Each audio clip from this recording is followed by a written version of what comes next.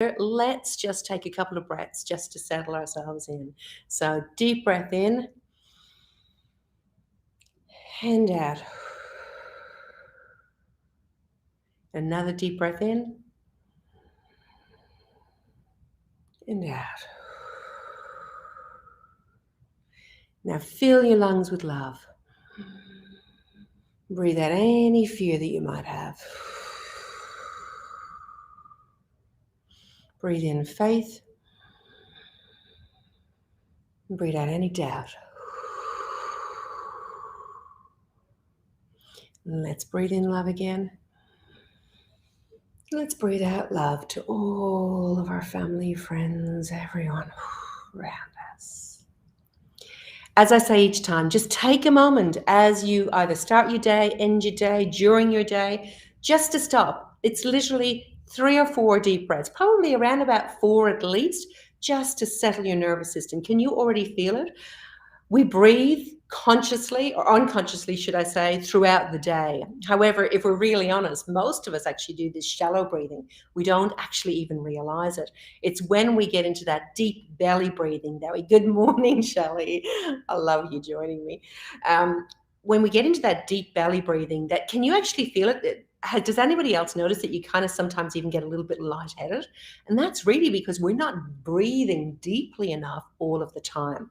Now, we're not going to all go around the day going, we're not going to do that. However, if we were just to stop for 5 minutes and allow ourselves to do that, just imagine. So for those of you who might be joining me for the first time, what I do on these is to really, I suppose, help people to live an inspired life on purpose by stopping for a moment. Because it's in the stillness that we actually hear the voice, whether that's the voice of God, the voice of universe, inner knowing, whatever it might be. Good morning, Charlene. I would really encourage you just to allow yourself to have that presence. One of the things that I suppose the words that I think about when I think about living an inspired life on purpose and then for a purpose is that what I want to bring to the world and hopefully to each of you in some way, shape, or form is inspiration. Inspiration to take a closer look, to lean into your inner knowing on a daily basis. And that some calmness and some peace in a world that at the moment is a little bit all over the place. And so a lot of people that I've been talking to, and myself included as well, have that anxiety and that anxiousness around what is happening in the world. When will we be able to do whatever it might be? For me, I wouldn't mind a haircut. Also, connected to each other, knowing that we're never walking the journey on our own, connected to our inner knowing, to God, to spirit, to universe, whatever that might be. And so that we get to be able to look at the inspired downloads of love. Also to encourage people, and I talked about this the other day, to be intentional in each thing that they do. But especially to be intentional for those of you who are business people, to be an intentional entrepreneur, to show up in the world the way you intend to be seen. Be really intentional about each of your actions, each of the outcomes that you actually want. And also to live in faith, to have faith over fear, love over fear at each time that we can. Now, we're human, so we will go into blame, shame, and justify, and we'll go into fear, and we'll go. But anytime we are in anything other than faith and love, then we are sitting in fear. And so knowing what that looks like. So let's have a little look at our chapter from the book, The Prayer for the Dreamer and the Doer. Now, this chapter, I think some of us are going to relate to this. It's around busyness. All righty, give me a little emoji or something like that if, you know what, you have actually kind of, you find yourself busy. Give me breath, slow and spacious and sweet. Okay, so let's have a little look to see what they say about busyness in here. I know you take joy in my dreams, that you delight in seeing me explore my talents. I believe you are my champion in growing to soak up as much life as I can, in stretching to the very tips of my fingers and toes of who I was meant to be. You're talking to your inner knowing or to God or whatever. Yeah, I hear you, Shelley. I hear you. I've actually started to change the word busy to productive. It just has a different feel for me. And I still find myself every now and again say it, and I go, oh, hang on a second. No, I'm being productive. Okay. You love fullness, the fullness of being, feeling, and exploring. Yet, when I am drowning in busyness, I am not full. Instead of a bright, glorious day of sunshine and fresh air full of possibility, I am a swirling tornado, taking out others in my path with my lack of patience, compassion, care, time, and sensitivity. I am overly full. I have too much force. I am spinning faster than I can control. Alrighty, who is it that can, hi, Erin, who is it that can actually relate to that? I know when I am in my busy that I'm actually not really that productive because there's just so much going on. I love this. Let's listen to that again. When I'm drowning in busyness, I am not full. Instead of a bright, glorious day of sunshine and fresh air full of possibility, I am a swirling tornado, taking out others in my path with my lack of patience, compassion, care, time, and sensitivity. I am overly full. I have too much force. I am spinning faster than I can control. I do not wear my busyness as a badge of honor. You know what? I underlined that when I was actually studying this initially, kind of thing, because there were times when I'm going to say it, I'm going to claim it, I'm going to own it. I wore busyness as a badge of honor. And so when I find myself dropping into that space, what happens is that when we wear busyness as a badge of honor, people actually think that we don't have time for them, that we're too busy. And yes, there may be a lot on our plate, a lot going on. But when we wear busyness as a badge of honor, it means that those who we care about feel that there's not space in our lives for them. And I know that that's never our intent, it's never mine. I know that it is not a sign of my strength, but my weakness, not my success, but my striving, not my power, but my lack of control, not my popularity, but my disconnectedness. It's powerful. Some powerful words there. I know that this is in my head, yet I fail to sketch it out in my daily life. God, give me eyes to see. What matters most? What are the priorities? What do I need to let go of? I have a beautiful saying that I used to use in my coaching practice years ago: do, delegate, dump. And so when I find myself getting into this space of busyness, okay, which I know is not going to be productive for me. I know oftentimes if I've gone through a little bit of a season of that, I know it's for me, it's a time to do a time audit. And a time audit is a painful exercise, but such a productive exercise. You literally write down everything from the time you lift your head off the pillow to the time you put it back on for about 10 days, 10 to 14 days. Why that length of time? It's a little bit like a diet. The first few days, you're really good because you know what you're kind of doing. But after that, you kind of fall back into the traps. I used to say it's a little bit like, giving up Tim Tams. You're on that really good diet and, you don't need them, don't want them, and you see them there kind of thing. And suddenly the packet is gone. You wonder what happened. You can fall back into that trap again of, really getting in your own way. But when you do that, then you get to be able to see, okay, what is going on? What is on my plate? What is it that I need to do? So do is about, it is your skill set. You are in your core genius. You are cooking with gas.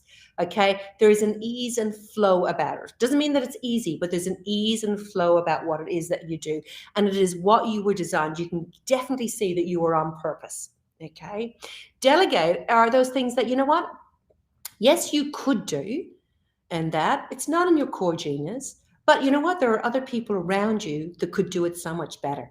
So it's about delegating to others. And that's when you start, especially if you're a business person, and that as you start to kind of grow your business, the beginning, there is going to be a sense that you've got to do it all. But you know what? Sometimes that then becomes just about control.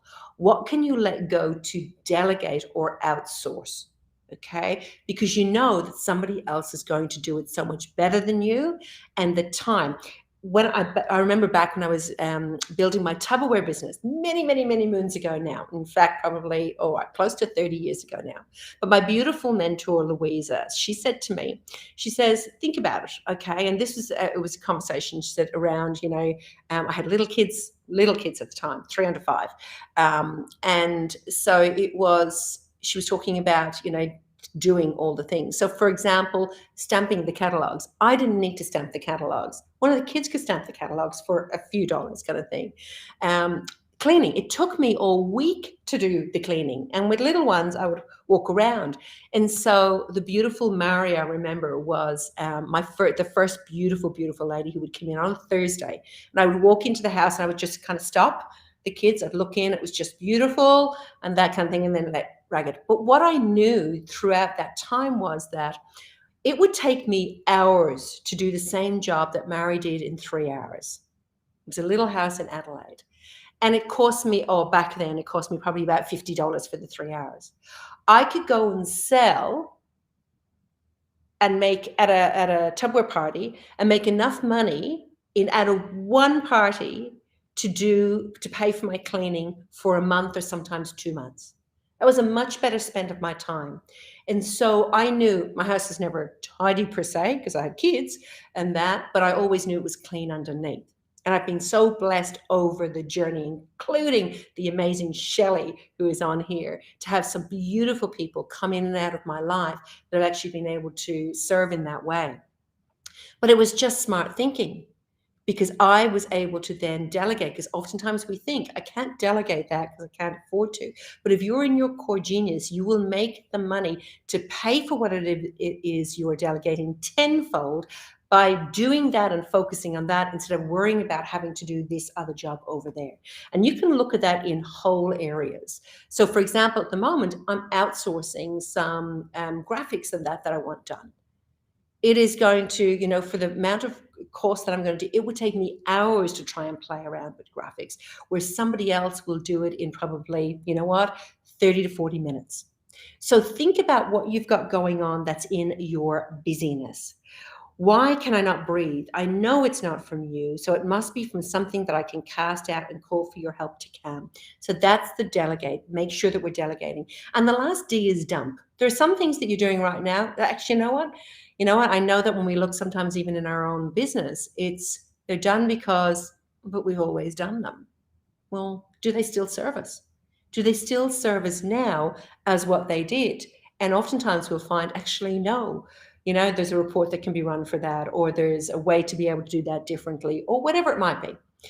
Advances in technology, advances in skill set, all of those kinds of things can oftentimes replace something that we've done all of the time, but we don't want to change because that's just what we've done all the time.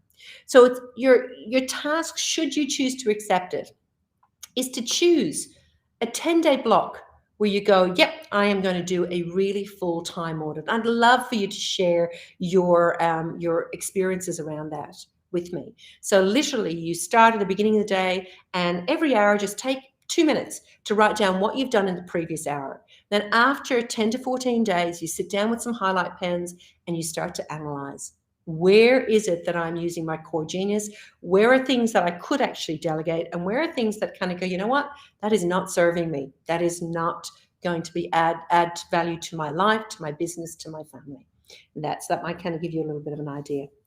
All right, grant me wisdom, bless me with insight, aha moments, and the vision of how to make a shift. Put ideas, inspiration, and examples in my path. I've lived this way for so long that I don't know how to begin to change. Yes, you do. You're going to do a time audit. Guide my path, my heart, and my desires. Make me less of who I desire to be and more of who you desire me to be. Help me to be someone who sprints less and savors more. Give me breath that is slow and spacious and sweet.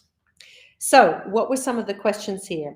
What does your day typically look like? You'll know that from your audit. Write out your daily schedule. List all the time wasters in your day. You'll definitely identify those from your time audit. How many times do you check emails or check your social media messages or whatever like that? Okay, under the guise of I'm working my business. But really, you're scrolling through all those reels and having a look at the funny cat ones. I know. It's important to create boundaries to balance your work and home life. What boundaries and changes can you implement in your day that will allow you more time to pour into family and friends? For me, back when I was studying this, I wrote a little note here. I need to reframe busy. I have worn it as a badge of honor, and it has created a wall between me and others. So it was a really interesting learning as I started to kind of go through there. Alrighty. Well, today, guys, I think as you can see, it's time to be able to kind of move on with your day. But I just hope that gift today of just thinking about, you know what, maybe it's time to do a time audit. Maybe it's time to move on and to be a blessing to yourself so that you, in turn, you can be a blessing to others. Let me just finish in prayer. Father God, I just pray for everybody who is watching us today, or who might watch this later on any one of the platforms that this is showing on. I just pray that you give them insight and wisdom as they go about their time audit, that they can see the areas in which they are absolutely serving themselves and others towards connectedness, love, peace. But they're also identifying places where, you know what, showing up in a place of just that busyness, that anxiety that actually comes even from even the word busy. So I just pray for peace and transparency for them, wisdom, aha moments on what are some of the things that they can do to change. In your name we pray. Amen. Have a gorgeous day, everybody. God bless.